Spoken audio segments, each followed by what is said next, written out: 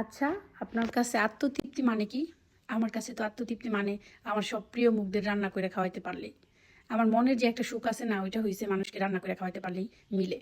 Hello everyone, আসসালামু আলাইকুম। কেমন আছেন সবাই? চলেন আজকে সামনে কোরবানির ঈদ, সেই জন্য আপনাদের সাথে একদম রাজকীয় একটা কাচ্চির রেসিপি শেয়ার করি। খুবই সহজে। এটা মাটন কাচ্চি রান্না করছি আমার সব প্রিয়দের জন্য। তো সবাইকে খাইতে দিয়ে দিব, তার আগে তোমাদের সাথে ভিডিওটা শেয়ার করে নিই। দেখো লুকটা। এখানে আমি 2 প্যাকেট একদম বাসমতি রাইস নিয়ে নিছি। এটা হয়েছে সম্ভবত পাকিস্তানের। আর এই চাল দিয়ে রান্না করার থেকে আমার মনে হয় আমাদের বাংলাদেশে চিনিগুড়া চাল দিয়ে রান্না করা ভালো, আগেই বলে রাখি। কারণ এই 2 কেজি চালের দাম 950 টাকা। এটা আমার মানে মাইনে নিতেই কষ্ট হয়। তারপরে এই যে দেখো 2 প্যাকেট রাঁধুনি কাচ্চি মশলা নিছি, যেটা রান্নাকে খুবই সহজ করে। আর রাঁধুনিকে আমি সবসময় ফ্রিতে প্রমোট করি, কারণ রাঁধুনি মশলাটা আমার খুব পছন্দ। তো আমি এখানে 2.5 কেজি পরিমাণ খাসির মাংস নিছি। পরিমাণ মতো লবণ দিয়ে দিছি পুরো একটা রাঁধুনি কাচ্চি মশলা। এরপর আমি আদা বাটা, রসুন বাটা, জিরা বাটা একেবারে দিয়ে দিছি 300 গ্রামের মতো, কারণ এখানে 3 রকম একসাথে মিলে মেশিনে ভাঙানো ছিল।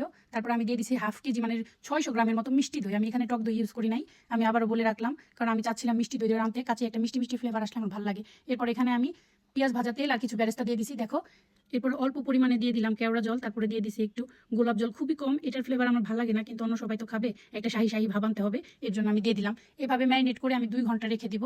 এটাই সব কিছু কাচ্চির মানে এই ম্যারিনেটের উপরেই সব কিছু ডিপেন্ড করে। এই যে মশলা, তারপরে এই যে দইয়ের যে একটা সফটনেস, এগুলো সব কিছু মাংসের ভিতরে ঢুকে যাবে, মাংস খুব কম সময়ে সেদ্ধ হয়ে যাবে। তো আমি এভাবে মাটন কাচ্চিটা আজকে শেয়ার করলাম। আমার মাংসের সাইজটা ছোট হয়ে গেছে, তোমরা চাইলে আর একটু বড় করে নিতে পারো। এদিকে মাংস ম্যারিনেট করে রেখে দিয়ে তারপরে 2 ঘন্টা পরে আমি আবার কিচেনে আসছি। এই যে আমার শাশুড়ির ঐতিহাসিক পাতিলে আমি বৃষ্টির পানি দিয়ে দিছি, তারপরে দিয়ে দিছি গরম ফুটন্ত পানিতে লবণ। আমার 1.5 কেজি চালে যতটুকু লবণ লাগবে আমি পরিমাণ মতো দিয়ে দিছি। আর এই যে শাহি যে মশলাটা থাকে রাঁধুনির প্যাকেটে, ওইটা আমি পানির ভিতরে দিয়ে দিছি। পানিতে আমি 1 চামচ ঘি দিয়েছিলাম, যেটা স্কিপ হয়ে গেছে, দেখাইতে পাই না। এরপরে এই যে দেখো চালের প্যাকেটটা আমি দেখাইতেছি। এটা সম্ভবত একটা পাকিস্তানি চাল। এটা আগে আরো বেশি দাম ছিল, এখন 420 টাকা করেছে। মানে কি 1 কেজি চালের দাম 420 টাকা, অনেক বেশি, অনেক বেশি মনে হয় আমার কাছে। তো এভাবে আমি এটাকে 70 থেকে 75% ফুটাই নিব চালটা। এর থেকে বেশি কিন্তু ফোটানো যাবে না, এর থেকে বেশি ফোটাইলে কাচ্চি ঝরঝরা হবে না, গলে যাবে, চাল ভেঙে যাবে। তো এই যে দেখো আমি পুরো ছাইকা নিলাম। এটা সাথে সাথেই কাচ্চি লেয়ার দিয়ে দিতে হবে, ঝরা দেওয়ার জন্য অনেকক্ষণ অপেক্ষা করা যাবে না, যেন গরমটা থেকে যায়, মাংসের উপরে থেকেও গরম লাগে, নিচ থেকেও গ্যাসের আগুন লাগে, তাহলে একদম সুন্দর হবে। পরে এই তো আমার আলু ভেজে রাখছিলাম আমি একটু লবণ দিয়ে। এখানে চাইলে তোমরা ফুড কালার ইউজ করে আলুর কালারটা সুন্দর কমলা কালার বানিয়ে নিতে পারো। প্রথমে আমি আলুটা দিয়ে তারপরে 1 লেয়ার করে ছড়াই ছড়াই এভাবে গরম রাইসগুলো দিয়ে দিচ্ছি। এরপর আমি অল্প পরিমাণে আরেকটা প্যাকেট রাঁধুনি মশলা খুলে মশলাটা ছড়াই দিলাম। এরপরে পেঁয়াজ বেরেস্তা দিলাম।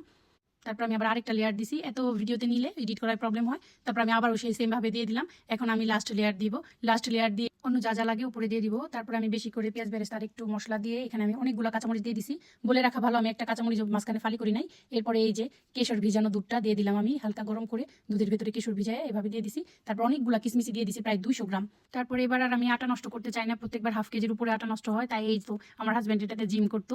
এই পাথরটার ওজন 7 কেজি, আর ওই যে একটা পুতা দিয়ে দিছি প্রায় 7.5 কেজি ওজন দিয়ে আমি যেভাবে গ্যাসে 40 মিনিটের জন্য বসাই দিছি। তো 40 মিনিট পরে এই যে এটা খোলার জন্য আমি চলে আসলাম। একদমই মানে ভালো বুদ্ধি।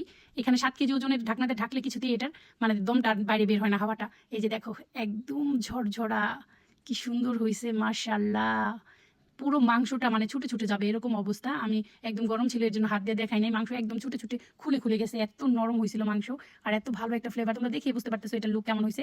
খুব অল্প উপকরণেই কিন্তু আমি কাচ্চিটা রান্না করছি। ভালো লাগলে অবশ্যই এবার কোরবানিতে ট্রাই করতে পারেন।